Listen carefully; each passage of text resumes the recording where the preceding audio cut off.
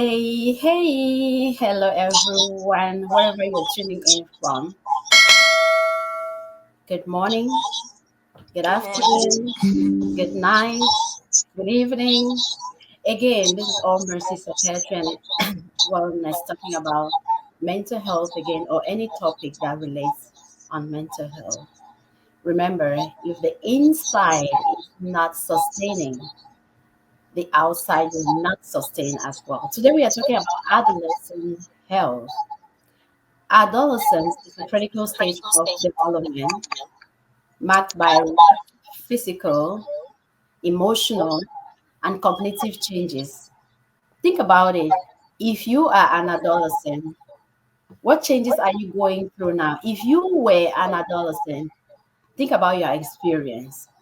Sometimes those can be the most turbulent and critical stages in our lives. It is a time when young people establish lifelong habits from their identities and negative social and educational challenges. Ensuring the health and well being of adolescents is essential as it lays the foundation for their future, success, and overall quality of life. I have also realized that some things that we did or we do during our adolescent stage can impact and influence the rest of our lives. Some decisions that we did when we were adolescents lives forever with us. So it is important to know that this is a very critical stage. Adolescent health can also be a multi-dimensional topic that encompasses physical health, mental health, education, well-being, social support systems. And that is not all, their body image. We have no other here today than Dr. Fatima to help us talk about that. Please welcome Fatima. Welcome, welcome. Please introduce yourself to us and tell us a little bit about who you are. Hello, Mercy. It's an honor to be on the show on this podcast. It's my Um, privilege to have you. um, I'm a pharmacist by training, but a public health pharmacist because I've worked for more than 5 years in the public health space. But besides that, I've been leading for the last 7 years an organization called Body Talk International, which is focused on young women, Mhm. adolescent girls. Teaching them about body image, self-esteem, and sexual health. Basically, we call it peer education. So it's learning from each other, not just teaching. And it's what has given me this passion for young people and their health, whether be it mental health or physical health. I'm presently in Baltimore. I work for John Hopkins University as an analyst. Yeah, in one of its centers for health security. Wow.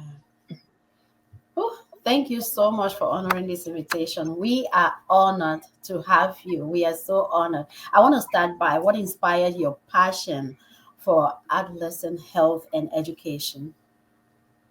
I would say it was a very personal journey for me.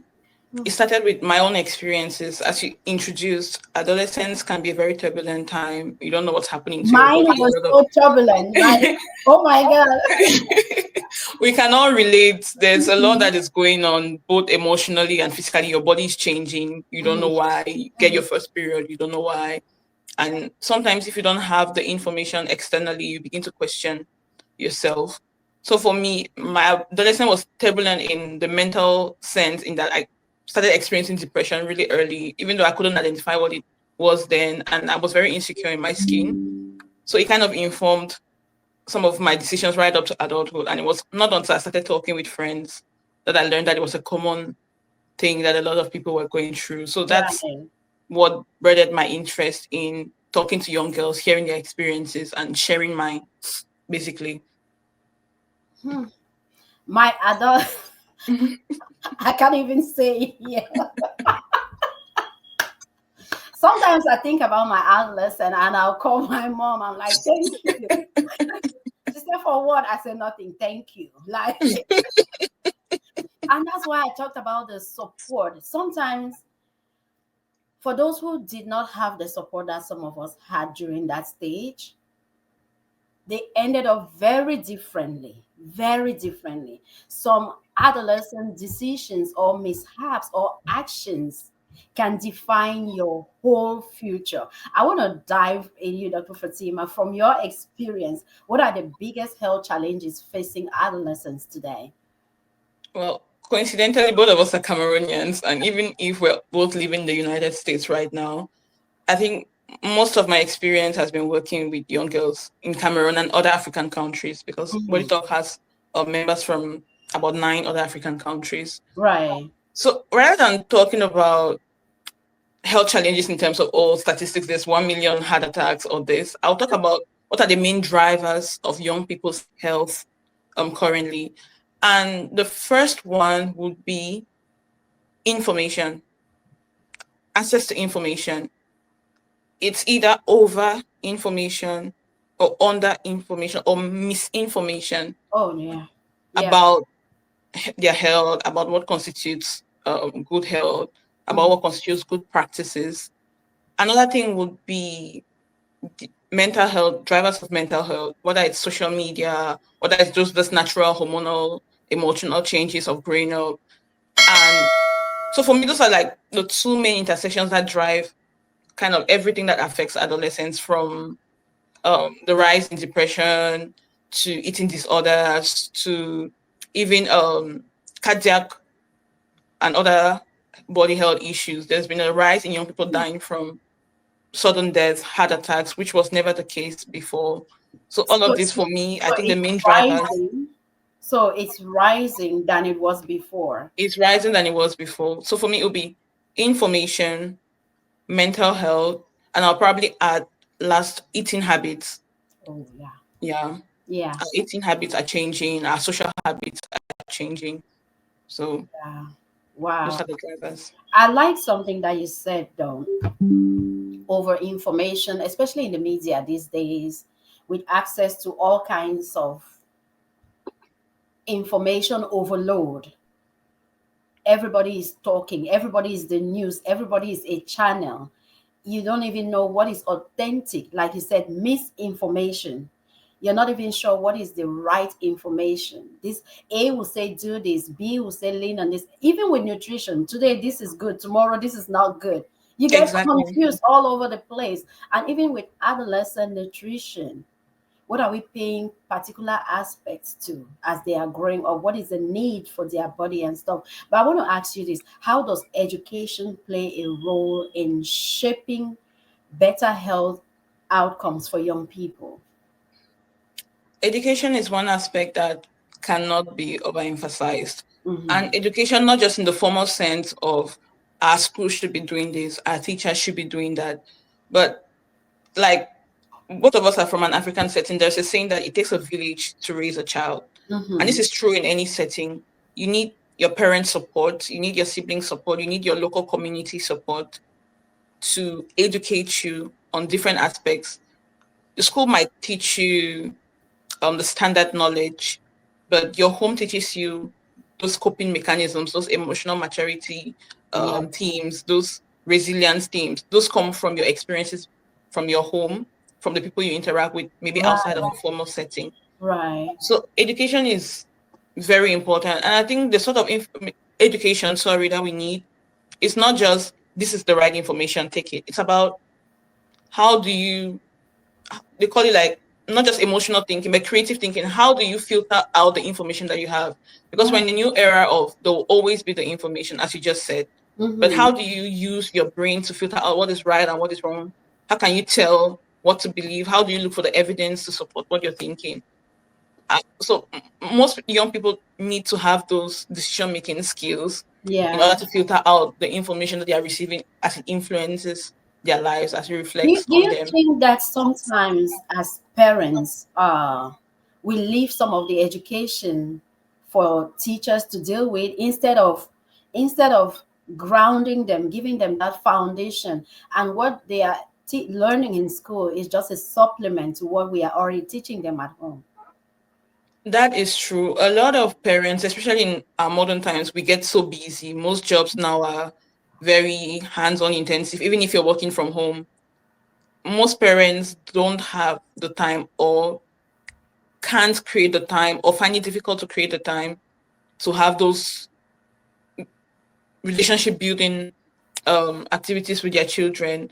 And there are basic things that they think, okay, it's the responsibility of the school. I'm paying this large amount of money. Someone Yeah, else should deal with this. But yeah, I would say even you know, and I know that a lot of the things that we learned and that still affect us to today, it started from our homes. It started from our absolutely. parents. So, but speaking on the education side and what formal education has to do, formal education does have a key role to play. And when it comes to adolescent health, especially sexual health, there are a lot of gaps in there. It's, both in the US, it depends on what state you are in, but even more so in a place like Cameroon and other African countries about what information are young women receiving about just basic hygiene, just basic care.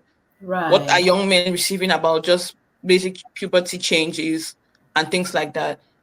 You'll be surprised to know that if you're not going to perhaps a general education school, if you're doing perhaps technical education or commercial education, there are some students who go through the whole of their secondary school experience without having one formal health class or one formal biology class. So that's shocking.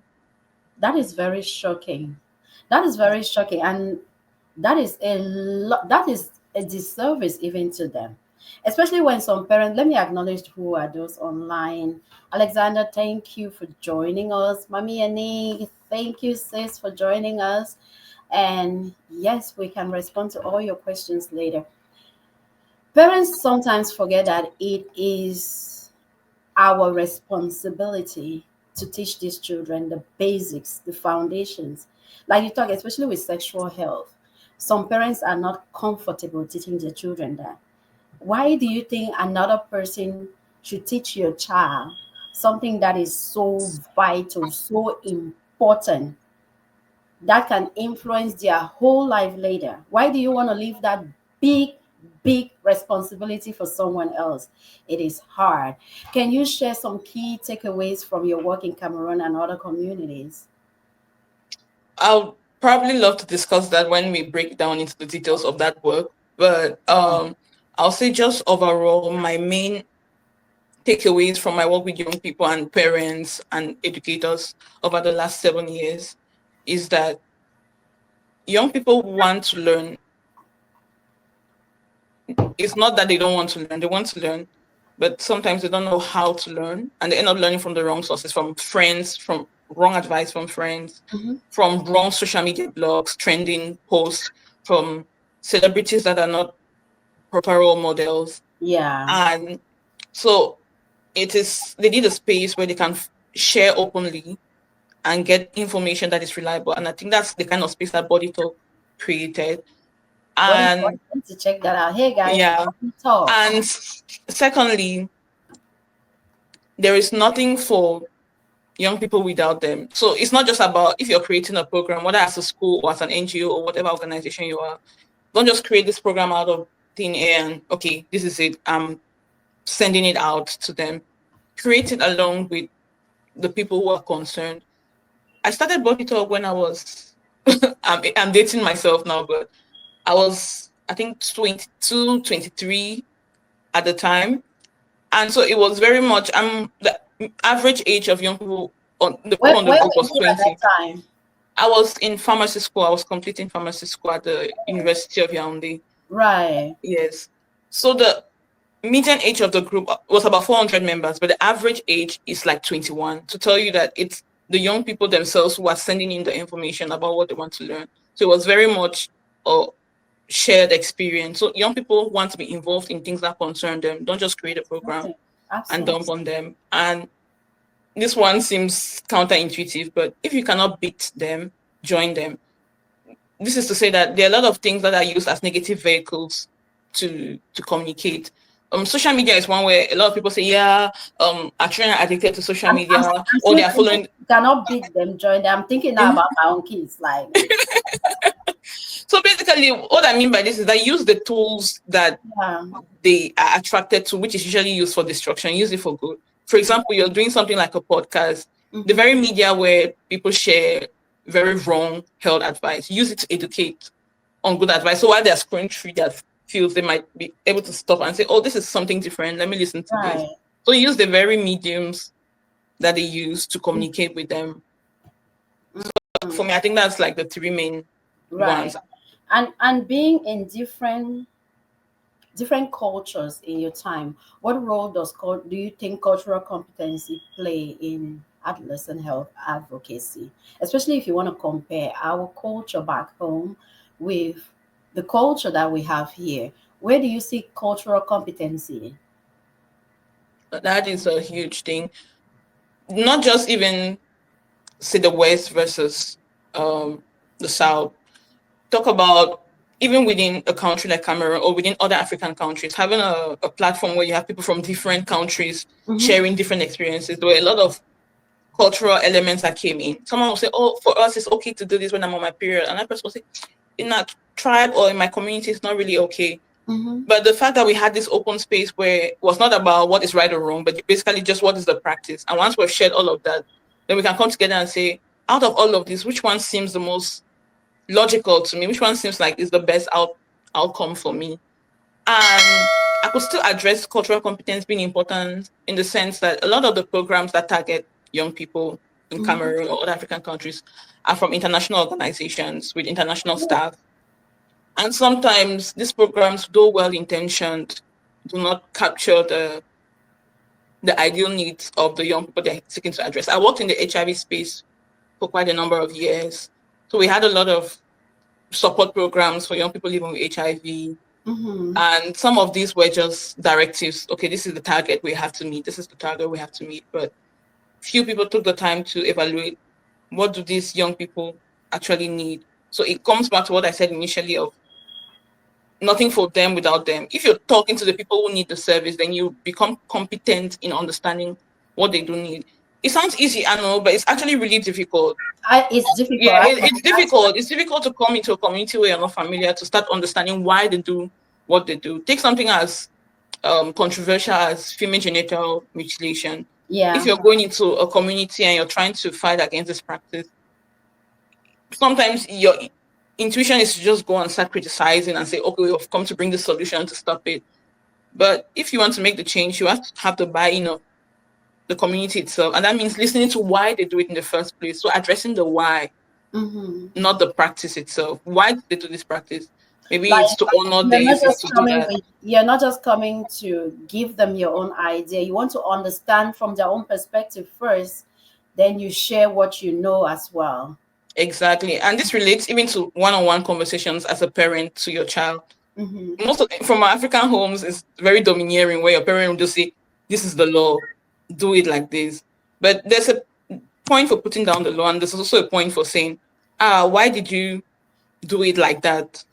Let the child feel like you want to pay attention to them. And then at the end of the day, even when you say your statement, they understand why you're addressing it because you understand why they did it. So And in the culture here, they have that liberty of expression that I can say that back home we have to coin our words and put it in a particular way for our parents. Here it's like black or white. And you can tell the child, I can tell my child like, hey, do this, and they say, mommy, why? Right. And yeah, mommy, why? Why do you think your way is the best way? Why do you, and you find yourself explaining sometimes. So that those are the different cultural things that we meet sometimes. And yes, Mami and say too many information out there, and adolescent people are totally confused. Yes, sometimes information is just scattered. They can get confused, especially if we are not grounding them at home that this is what it is and call a spade a spade. You do this, these are the consequences. This is what I know. And you can check these other resources to find out. But you, Fatima, as a public health pharmacist, how do you integrate the health advocacy into your work? Because that is very demanding. I'll just go back a bit to your previous statement before addressing this. Mm-hmm. Talking about the difference in cultures and openness, it brings us to the point where we understand that as times have changed, we can no longer rely on the old days where it was like, okay, there's nothing to see, so there's nothing to tell. Mm-hmm. But now you have to address things. You have to even be more knowledgeable because your children will come up to you with questions that even you haven't thought about. So it Right. has to keep you on your toes, and you cannot pretend before that. Okay, because this information is not widely shared, they're not going to come across it, so I don't have to bother with addressing it. So that means all of us kind of have the assignment, even me as an auntie, to to keep to keep learning and have that information and And it's finding ways to challenging. communicate. Like Yeah. information overload is challenging. We have to be prepared to say, even when we did what we did not tell them, No. they are Mhm. still exposed and they come and say, hey, mommy, this is this, or this person said this, or this my friend said this, or this teacher said this. So you have to be ready to be there for them. Whew. Okay. Now addressing your question about health advocacy. Basically, health advocacy is a umbrella term to say how do you make sure that those who need the best care at the best time get it when they need it. And for me, that's an integral part of my work. I cannot even separate that from the work that I do. It's true that for a long time I worked both with the Cameroonian government and international organizations while I was running an organization at the same time. Right. But I tried to merge those two worlds because while I was working as a pharmacist with an HIV project, it was about providing care to those who could not access their medication and making sure they got their tests done on time.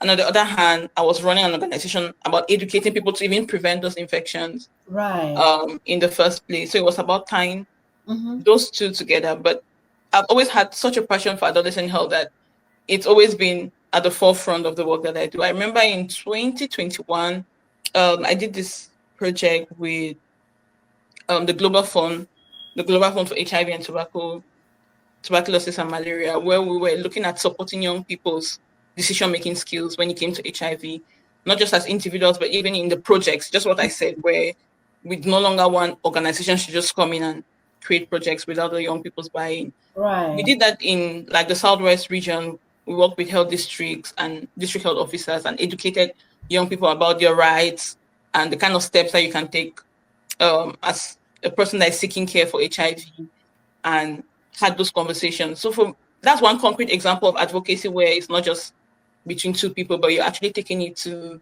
the another level. government, you're taking it to the people who are in charge. And a lot of them were very surprised that I didn't know these were the steps that were taken before the decisions about what kind of programs I had in HIV happen in this country. So it was eye opening for them. And I think health advocacy as a pharmacist is first of all providing information to my clients, whether it is at a pharmacy like CVS Dex, where I'm giving you one-on-one information about what medication to take, but it could also be at a higher level as a public health pharmacist, telling you this is how the care that you need, this is how it gets decided on, and this is how it comes to your country. In a place like America, I it's a really bit want to different. thank you because it takes a lot of personal efforts to do that. I really, really want to applaud your efforts, your time, and the sacrifice. Some people will not understand what goes behind the scene from what they see outside. But it takes, so I really want to applaud you for that. For it's not easy.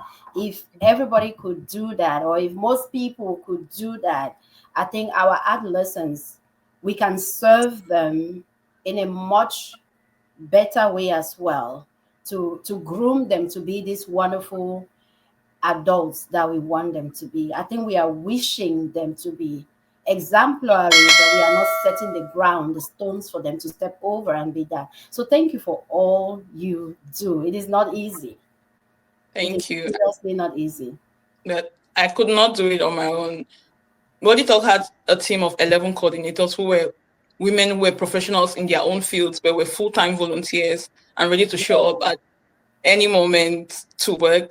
And we even had people who had never met each other in different parts of the country, in different countries, working together for projects to tell you that people have the passion. You just need to give a space where they can do what they can do to help.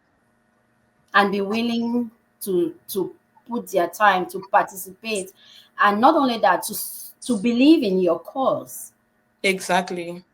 to believe in your cause. They may just think, oh, it's just another, oh, it's those people again, it's just another organization out there trying to. But to get somebody to believe in your cause and ask you or tell you, I'm here with you. How can I help spread the word? So thank you so much. Thank you so much for Whew, it's not easy. It's not easy.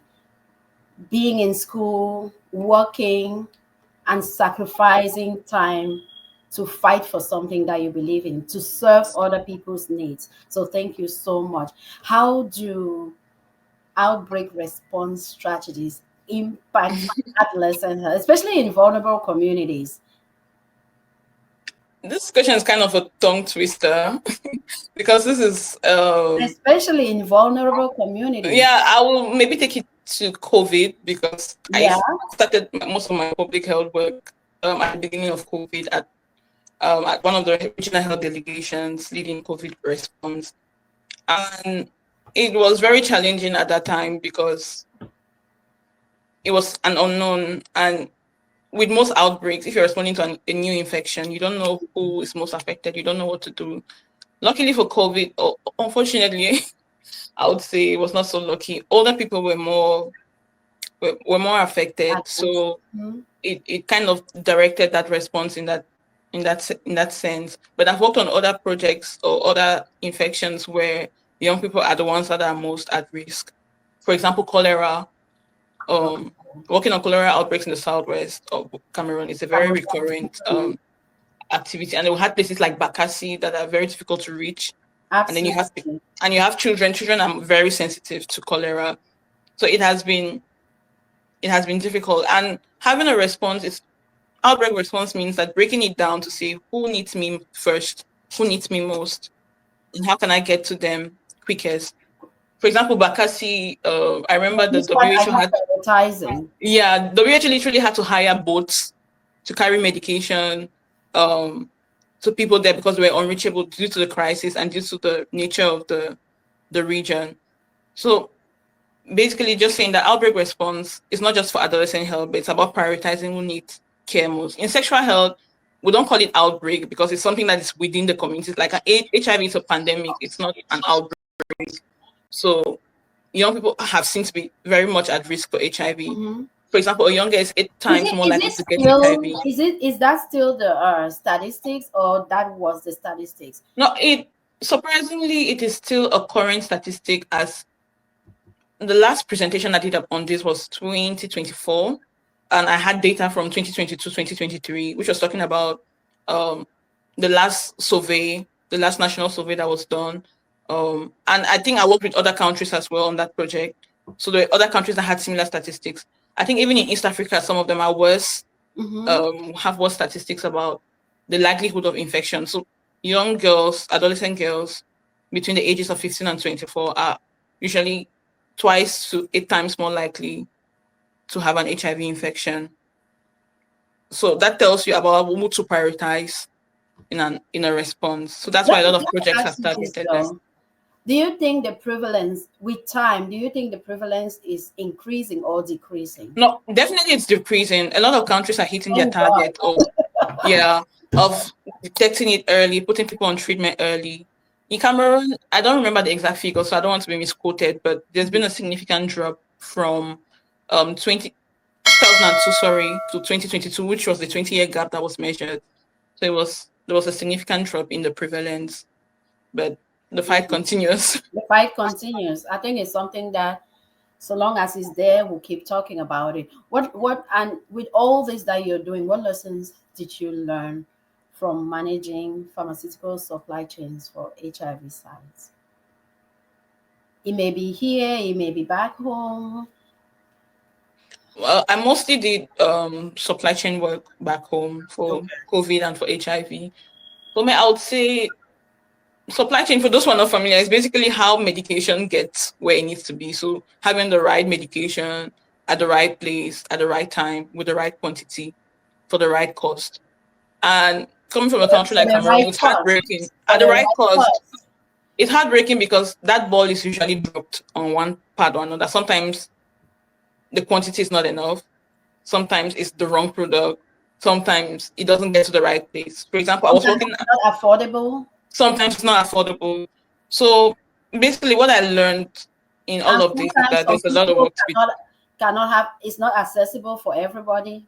Yeah, yeah. We had moments where the drugs will be left at the region, but the health facility that needs it cannot get to it because there's no transportation.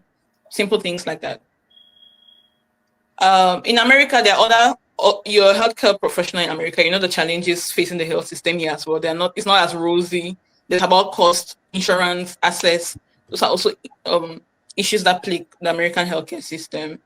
So for me, it's just to say that supply chain or how things move is vital, but it's Mm-hmm. usually overlooked. It's not considered important, but if you don't have the product, you cannot respond to any You cannot, and you cannot business. fix the problem Yeah. because we can recognize the problem, we can target a particular population, but if the product is not reaching them, then, and this goes in line to say, what challenges did you face with COVID-19 emergency response? I think most of them too. That's it too. Yeah, it was just what I've mentioned. Mm-hmm. Lack of resources. First of all, it was because it was an unknown, but the country itself, the world and the country was not prepared, and it was just overwhelmed. But I Mm-hmm. think one thing I'll point out that is important for any healthcare professional or even someone who is interested in helping people, you want to donate things. One thing you should know is there's something called like donor dumping, where, for example, if you want to donate clothes to Goodwill or to a shelter by your house, you just say, "Oh, I have all these leftover clothes." You don't bother to ask, "What does the shelter need?" Maybe they need Yeah. water. Maybe they need bathing products. You're like, "No, I have leftover clothes at home." You Maybe carry clothes them. is not what they need. Maybe clothes is not what they need. So, for example, during COVID, we had a lot of materials that were not what we needed, and we did not have enough space or capacity to hold them. And this reflects across a lot of organizations that deal with humanitarian response, and even in your local community, donating to your local church or to your Mhm. local homeless shelter. Always have a reflex to ask, what does this person need? What do these people need? Not just what do I have to give. Sometimes the help you're offering is not help at all because it doesn't match the need. Right. Oh, wow. That's eye opening.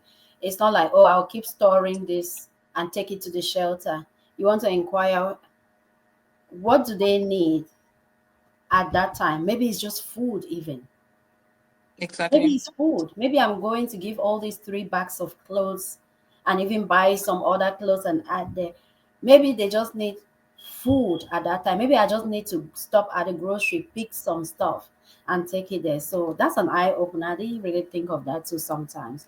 What are some ways? I think this is part of what we are talking. What are some ways communities can take a proactive role in adolescents are in every community, you see here, you see them through your window, they make a big part of the household. What are some way communities can proactively play in adolescents health advocacy? What can we Well, do as a community?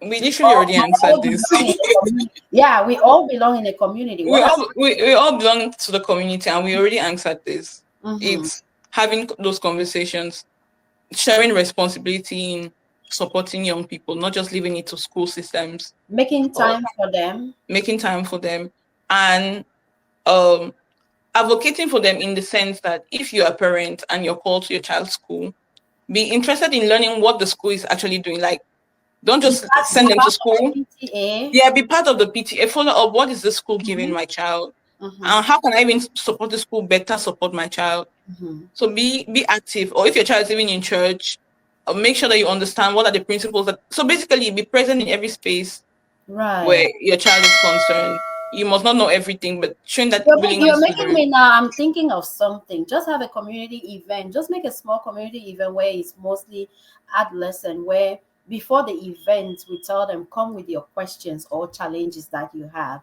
Make it mostly for adolescent. Then parents can also maybe like in a little park where we invite them, parents, their mentors, leaders, like let's just talk about adolescents. What are some of your challenges? What would you want from parents, or what kind of support do you need in the community? That is literally exactly what Body Talk was. We're Oh, online but forum you for said that. was, is it not doing that anymore? I'm saying was because we've had a kind of a difficult transition period, but we'll get into that. Mm-hmm. But there was an online forum. Mm-hmm. There is an online forum with over 400 members talking, and we had these meetings and events. I think the last one before, the last major one we had was in 2023, June 2023. We had a conference, where it was the 5th anniversary conference where we had members from all over coming and Mm-hmm. have those conversations, which had been ongoing for years. And so creating those spaces is not just one, we don't need one person doing it. We need No. every little community doing it. And Yeah. for me, to just share a bit before we even dive into this, I thought it was something small. The idea of just talking to somebody, I thought it was something simple, like anyone can do it, but it's something anyone can do, but few people are Yeah. doing. Because when I started doing it and when my friends joined in that conversation, random people started joining that conversation, you realize that people are hungry to express themselves and be listened to and not be Absolutely. judged for People want either to their be ignorance heard. or the mistakes that they have made. So people Mm-hmm. need that space. People want to be heard. Yeah. And it's funny. I'm not sure you guys watching if you have adolescents or if you have made time for adolescents, spend some time with them. You actually learn a lot. They have a lot to say. Just tap into it a little bit. Just touch it a little bit. They will explore. They have a lot to say, and you will learn a lot from them, especially in these modern times. I want to ask you, in all your experience, this is sometimes a hard conversation. How important is mental health in the conversation about adolescent well-being? Oh my God. Do we even acknowledge mental health? Do we even think that it exists? Do adolescents want to talk about it? The new generation does. And yes, mental health is primordial. It's very important. And it's an integral part of the work that I do um, with young people. So I call it a cycle. It's a cycle of body image, self-esteem, health, and it keeps going. You have your low body image drives your poor self-esteem, it drives your poor health choices, and Yeah. it keeps going. So mental health, which is the whole, and mental health is literally linked to your physical health, because I always say that Oh, yeah. you are what you think. The same way people say you are what you eat, you are Yeah. what you think. Yeah. Your mind drives your body, and you could be sick just if you're. I'm glad when I'm not Yes, the only one thinking that way. yes. People literally die from a heart attack, from a, how do you say, broken heart, which Mm-hmm. means the pain you're feeling in your mind will Yeah. literally kill your body. So Mm-hmm. it's, for young people, it's even worse because it's a time when your body is awakening and even your mind is developing. There are a lot of concepts that are new to you. So you're more prone to have mental health challenges. And in these modern times, with all of the driving factors, who lived through a pandemic before this? Yeah. No, nobody. Who lived through social media before this? No. Nobody. Who lived through some of the crises that we've been experiencing? So there's all of this bombardment and stress that young people are facing that Mm-hmm. really drives the mental health crisis. So you said the present generation are more open to talk about mental health than the older one. Yeah. Is it like a cultural thing or no? Have you noticed any of that? For me, I think it's both cultural and both needs based. Needs based in the sense that because the stress that young people are facing has changed. It might not have maybe slightly increased, but it has changed.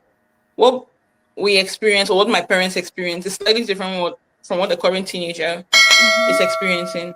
And also even having the language to address it. For example, I said while I was younger, I experienced depression and right up to even presently something that I struggle with. But I did not have the language Mm-hmm. for that at that time when I was 12, 13. But young people now have the language I can to imagine, describe what they, like, if you yeah, went back when I was 12 year old, I could have felt it, but there was no word, there was no term for that. exactly. And you, even if you complain, like, maybe I'm not happy, the question is, why are you not happy? You have food to eat, you have a roof over your head, you're going to school. What reason do you have not to be Not to be happy? happy. We do not understand that there are so many aspects that can come into play for that. And yes, I'm glad you put it that you are what you eat, you're also what you think. That's very true. When you feed yourself negativity, it influences your choices. It does not influence your mood, it influences your choices, even your health choices. It influences a lot of decision. And I really like that idea of body talk. We see a lot of adolescents worried about self image. And those who are not comfortable with their image, it leads to poor decision making. They hang out with a poor group because they have not experienced self love. It lowers their self esteem. Now they get prone that vulnerability, and that's what they start attracting. Especially as adolescents, it's very critical that we talk about certain things that will affect their health, even their mental health, because we can link it to their physical health as well. What inspire I'm just that topic, like I said, this head in body talk. I'm just so inspired by it because it doesn't just affect one culture. I think it is a global thing that at one point or the other, somebody go through it. What inspired you to start Body Talk International and what impact has it had so far? I need to join Body Talk International. We always have this effect. I've never had an interview where, in fact, I this is a recruitment ground. I can, and it's always the I mean, ladies. Yeah, I can. it's so I can tell you about calculated. five Body journalists who are Talk. part of Body Talk from interviews I did. Yeah, Body Talk International. Because we see people, not just adolescents, worry about their self image, their body image, or something. I don't like my hair, I don't like my nose, I don't like my this. Body Talk, how, I mean, what inspired you and what impact have you had so far?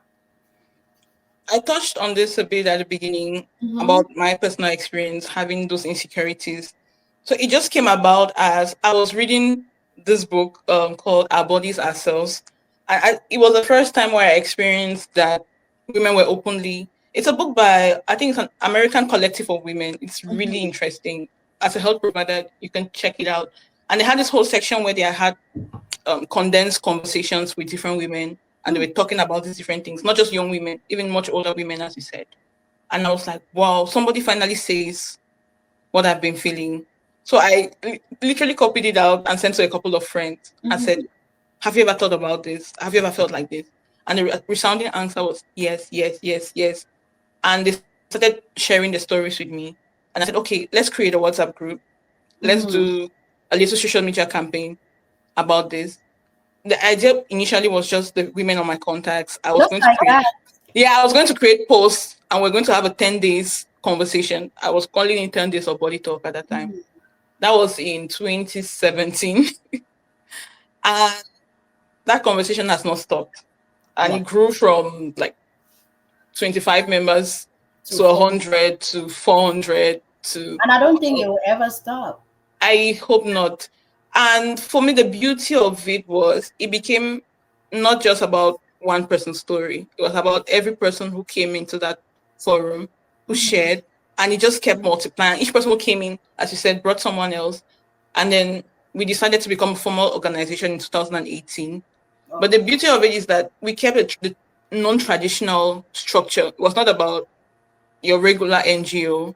It was basically we're all in this together. We're doing every activity together. We're planning it together. We're deciding on the topics together.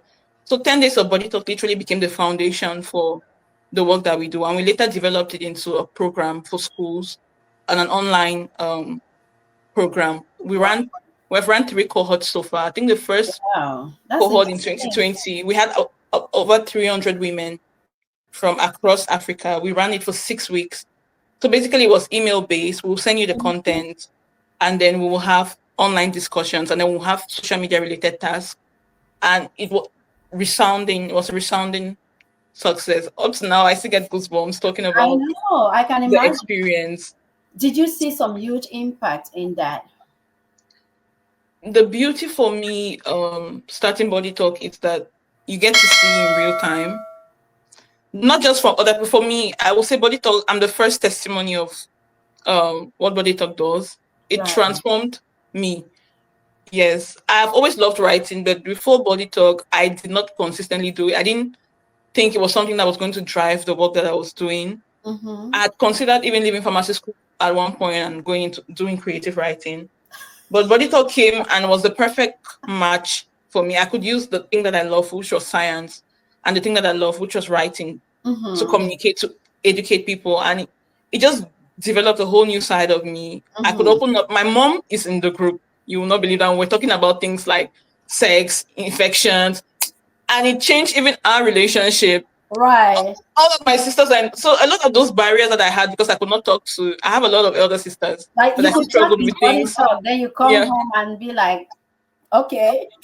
Yeah. So it just became whatever we say here, it's within us and it Right. transforms our relationships. But the young women that I've been able to work with, oh my God, I have tears when I see who they are now from when they came in. It's been a 7-year journey for all of them. So my dream is that they take that confidence and they just conquer the world with it.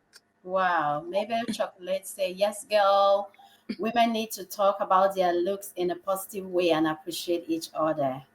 Thank you, Body Talk. She also said teenagers are depressed today when we take digital depression. Really, digital depression. That is very true, especially with adolescents. Take their phones away, take their iPad, take their before you know they start doing everything that you had asked them 10 times to do.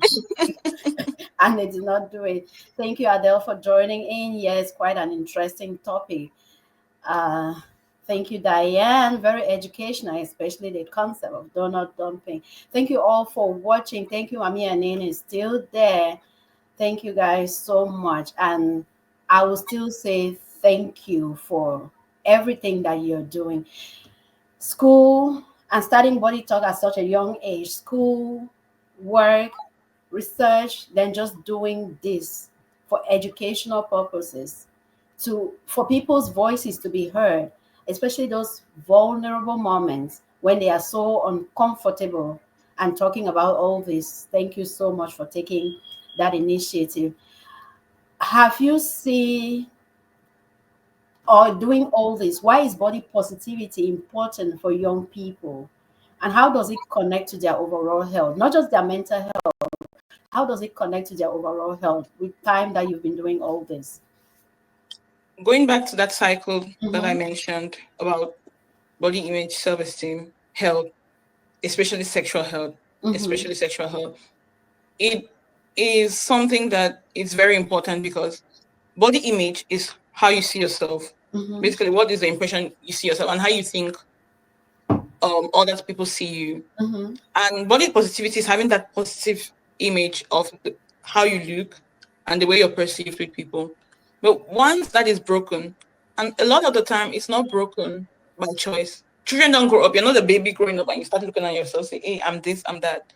Somebody tells you that somebody begins to bring in foreign ideas about who you are, how you Mm-hmm. are, and you start believing those ideas. Mm-hmm. And it starts with even parents making remarks that we think are funny or aunties that making remarks that we think are funny, which end up And it sticks here. it sticks in your head. Mm-hmm. So for me, it's a joke I always tell Fatima. Growing up a chubby girl called Fatima is not what you wanted to be called. So everyone was like Fatty Bom Bom. They'll have all of those very funny names.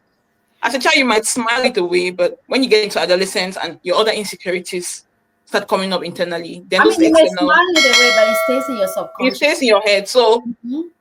now it was just external at that time, but as you grow into adolescence and start experiencing the world for yourself, even internally, that message begins to digest inside you. And with social media, you don't even need to look further than your phone to Yeah. see the ideal body shown in front of you. So that mental dysfunction on how you see yourself, that is Mm-hmm. what connects to your health. Because once you have low body image, it translates to low self-esteem. You're like, okay, I'm not worth anything. I'm not attractive enough. People don't respect me. People don't like Right. me.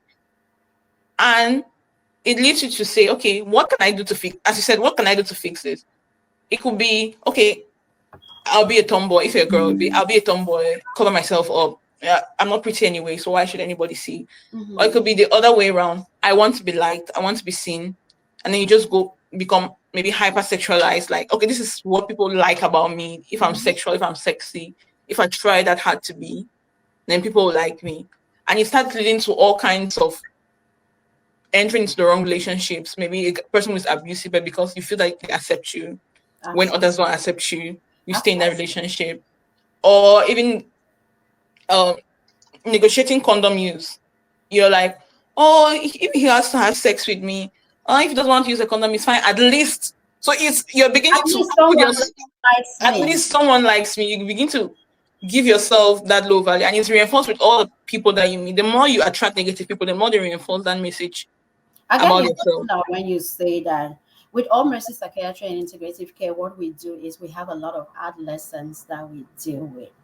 And if I could say I have seen a little research, adolescents that have more confidence in themselves, that know their worth and their value, they heal faster than those that do not. They will come sometimes thinking medication is the cure. And I'm like, seriously, you don't need medication. And we're in a culture where sometimes their parents even want that quick fix. Like, Quick fix. oh, she's crying all the time, she's sad all the time, she's. Let's go underneath to see why that is happening.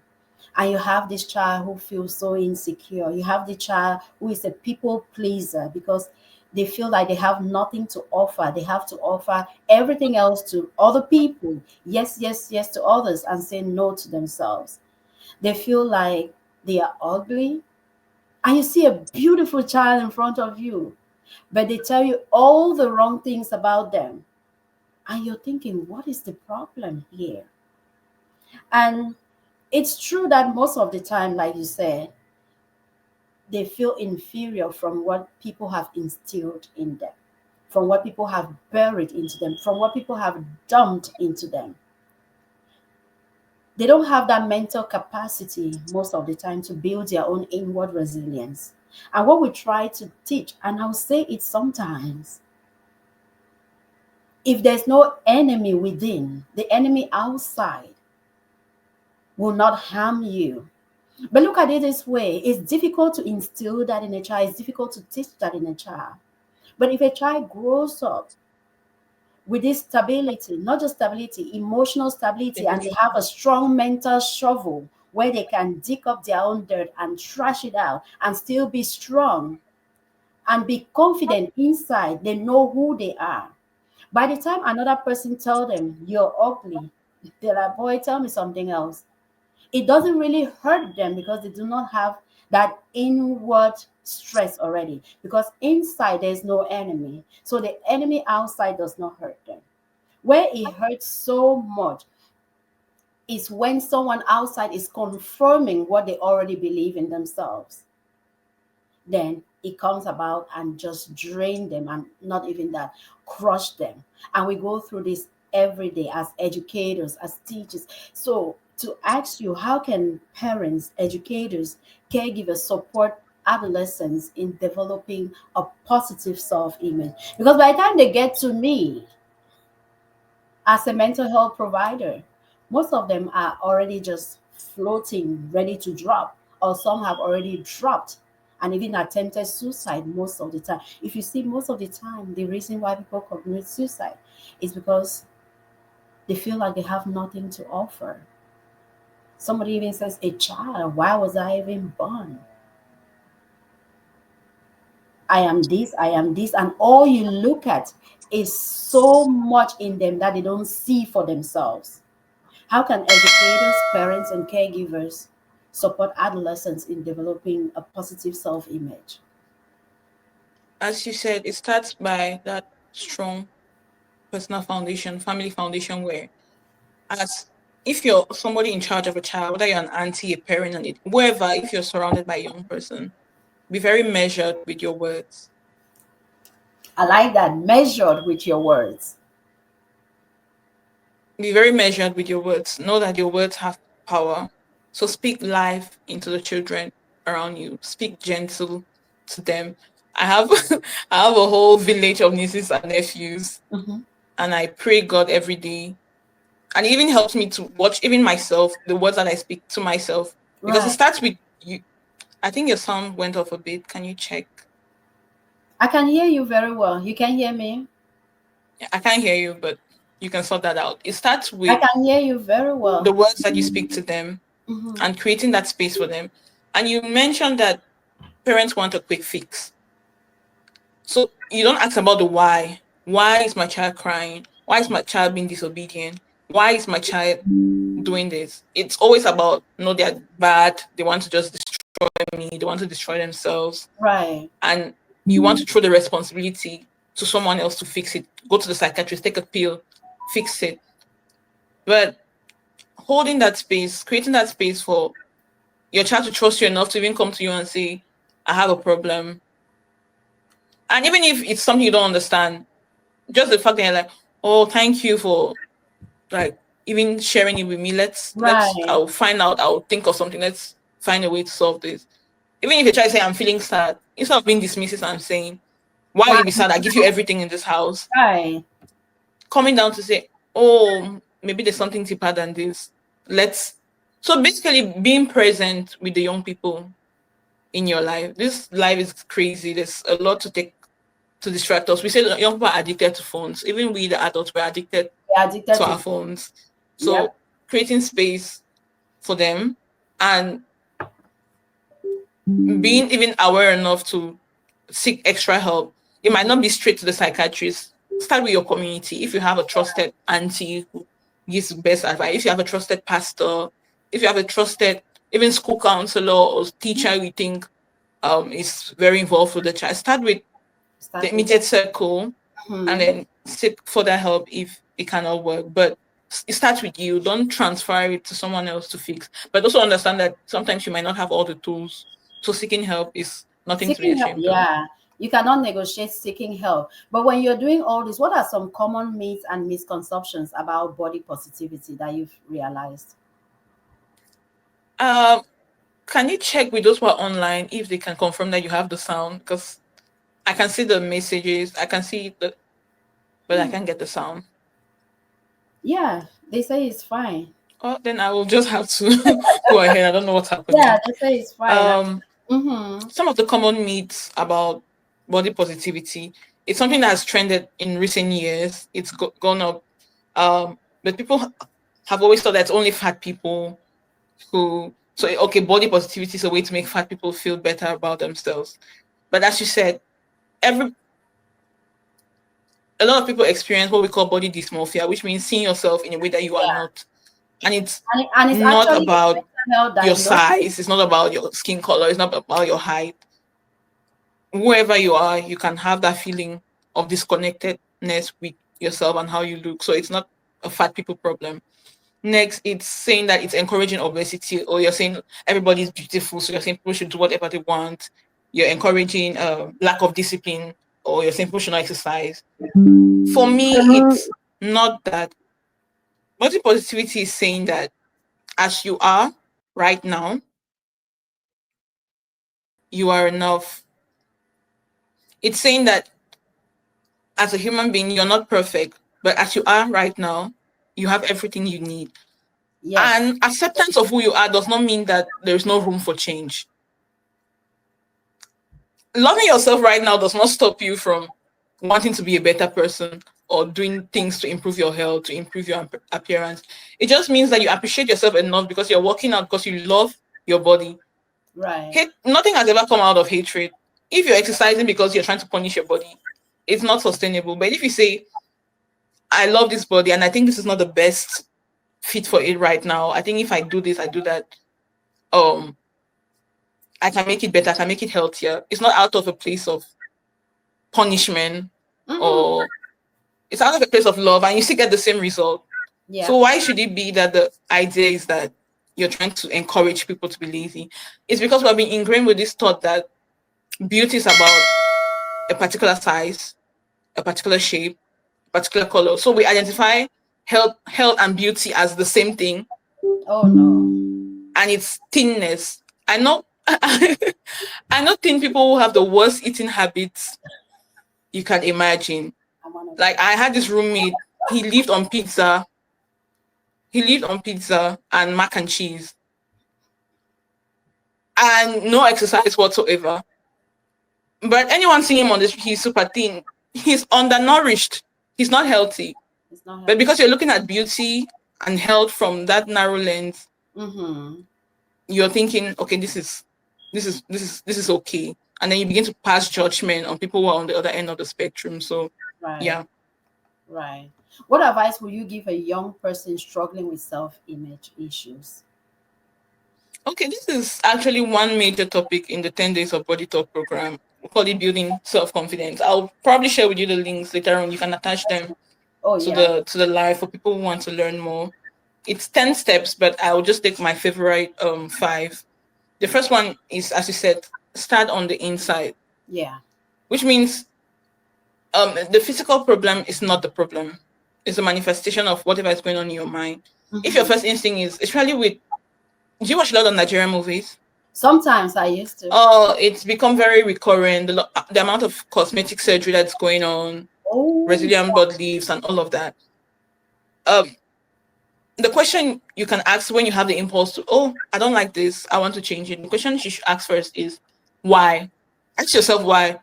Is it that I don't really like it, or is it that someone has made me notice? Is it my boyfriend who is suggesting that a right. bigger body is what he likes? Is that why I'm doing this? Mm-hmm. Or is it so basically when you question the motives for what you want to do, you want to lose weight, that's fine and good. Is it because your doctor said it's not good for you or it's about health? Okay. Or is it because someone made a comment the other day and you're like, okay, no, I'm starting a diet today? When the motivation comes from the outside, it will rarely be sustained. Yeah. So good. Yeah. When it And the doesn't second one would be, hmm? it's not one day's job. So, for example, body. That's why I love the work we did at Body Talk, because it became a community where it's not like today we're having this conversation and by tomorrow, bam, you're okay. Even me, I need to go back and read those conversations over and over. I go back to our blog post, I go back to our social media, I go back to our webinars that we did, and I'm like, oh wow, I remind myself that this is who I am, this I'm worthy. And even with the young women that we had, that's why we kept having those conversations over and over. It's Mm-hmm. not about thinking that it's something that you get over in a day. So having that quick fix or say a pill, wash it away, it will just buy you time, but it will come back if you don't fix it. And deal with the bad days. You and I know that it's not every day you wake up feeling like 100%. Some There's days some days you do not even just want to get out of bed. Some right. days you feel like you look terrible, and that's okay. Those days will come. But it's a reminder that don't dwell on those days. Let the day pass, and then tomorrow we're doing better. Mm-hmm. And one that I found that is really important: catch yourself. Catch the way you talk about yourself to yourself, and Oh catch the way yeah. you talk about other people. Oh, The way you absolutely. talk about other people is a reflection of the way you talk to yourself. Like you're like, this lazy girl, this stupid girl, I am feeling fat. Like it sounds like a little thing, but speak to yourself with love. It's Mm-hmm. not as cliche as the self-affirmation things where you say stand in the mirror. It doesn't have to be all of that. Just even in your internal conversations as you're going about your day, speak to yourself with love. And you'll find that even when you're speaking to other people, compliment your friends. Find out what's nice about them. Have you met those women who can never say something nice about their appearance? Very true. They always have something negative to say about how you're looking. If you're fine, but there's a bird, there's always a bird. No, check your crowd. Avoid avoid those people. As young people, we want to belong, but Mm-hmm. if there's a place that doesn't make you feel welcome, love, don't force yourself Right. Right. to be in there and pull others in to seek help. It might be hard. It For me, it took me to my adulthood to realize that talking to just one person could make this whole thing better. But hopefully, as young people, we know better now. We have many communities. Let your online communities not just be where you go find the latest clothes, latest trends. Find supportive places, not just places that are there to destroy you.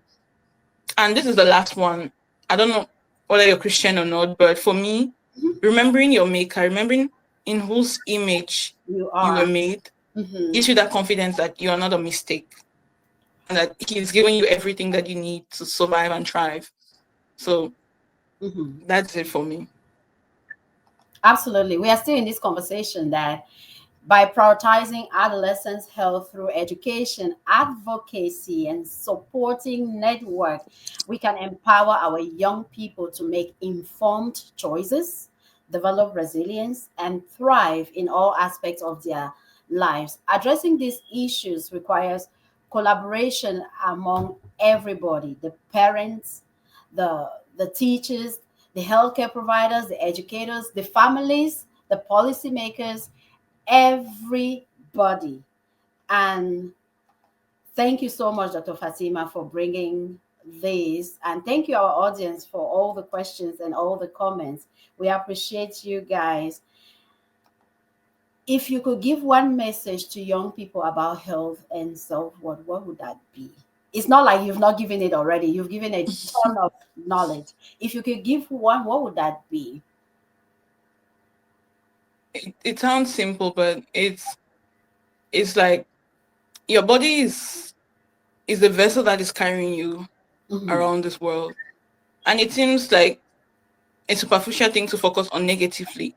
Like we focus on it so much negatively, and then when you want to focus on it positively, people tell you, "Oh, it's all about your mind." Like basically, don't focus so much on your body. But on the other hand, we give a lot of negative attention to the body. So if you're going to be spending that much time giving attention to your body, you might as well give it positive attention. It is the vessel that will carry you through this world, and it will change as your life changes. Your body was not meant to be one way. Your body was meant to evolve. And so loving your body at every step of that, whether it is when you're pregnant or when you're slim or when you gain a bit of weight, it's the same body. And it does not, you don't need to love your body when it's acceptable. But Hmm. just understanding that your health and your self-worth, Yeah, it's on you. And yeah, so find those things that will make you feel good. good about yourself, not just superficially, something that will be a temporary solution because that's what we're attracted to. But what Right. will in the long term, what do you think that can sustain you and the joy that you have? Because every solution that we look for is usually temporary, whether it's surgery, whether it's cosmetics, whether it's something, it's temporary. But also realize that if you need that help, seek it. Yeah. And if you want to change anything about yourself, your mind, your body, your whatever, let it be because you want to accommodate yourself. Let it be because you want to. Let it not be because someone else is making you do it. Like you said, when it comes from the external, it is not sustaining. When it is internal, when it is what you want to do, then you can sustain it, then you can feel fulfilled. Because if I'm doing something because this is what Fatima wants me to do, then what if Fatima is not there tomorrow? What if, so I go do something else? So do you, be you. If I want to go have no surgery, let it be because I want it. Let it not be because somebody is influencing me to do it.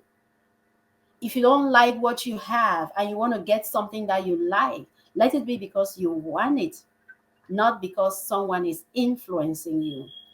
Fatima, before you leave, I was just still thanking you. Could you share with our viewers a bit more about what you do, where they can find you? We are going to put the links later where they can find you, and how can we support the initiatives and services?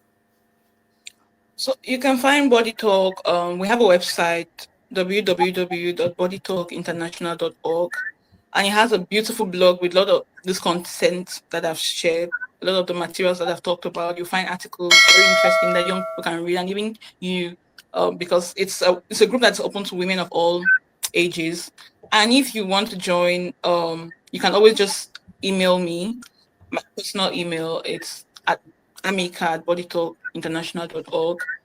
And we also have an Instagram and a Facebook page where we share some of this content, sorry. And when we have some of our sessions, we redo all of these conversations online as well. So right now this year we're considering developing the 10 days of body talk curriculum we had done in 2020 into a workbook with more space for like a self-paced workbook, because the initial one we did was to be guided by us as instructors, but we're coming to a space where we want people to be able to do this at home by themselves and walk through I the wonder, I conversation. wonder where you find the time to Yeah. do that. So we're developing that, and hopefully it'll be ready by the time this year is done, and we will be able to get it out there for people who want to buy it for schools or buy it for church groups or buy it for personal use. Um, yeah, I'll be able to maybe send you some of those samples of just what we've done after this call. Yeah. But you can join us as a member at any time, and you can always support any of our programs because we run a lot of grant funded programs as well. We've run several for HIV related programs. Are you So currently still working on those? this is where the muted thing comes in now. I can't follow up on that.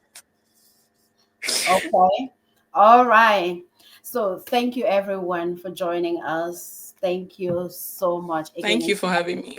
Oh, I appreciate you. Remember, whether you're a parent, an educator, a healthcare provider, or a community leader, you have the power to make a difference. Our adolescents are the grooming babies for tomorrow, are the grooming leaders, are the future decision makers for tomorrow. We got to groom them well. Start by having the open conversations, advocating for better resources, and supporting adolescents in their journey to being well, overall well being. If this conversation resonated with you, share it with someone who needs to hear it. And as always, stay connected with us. Follow the podcast. We are on Facebook, TikTok, Instagram, YouTube. Follow us on all our social handles and let us know what you think. Until next time, take care, stay informed. Let us continue to groom our adolescents the way that we want them for better future tomorrow. Thank you all so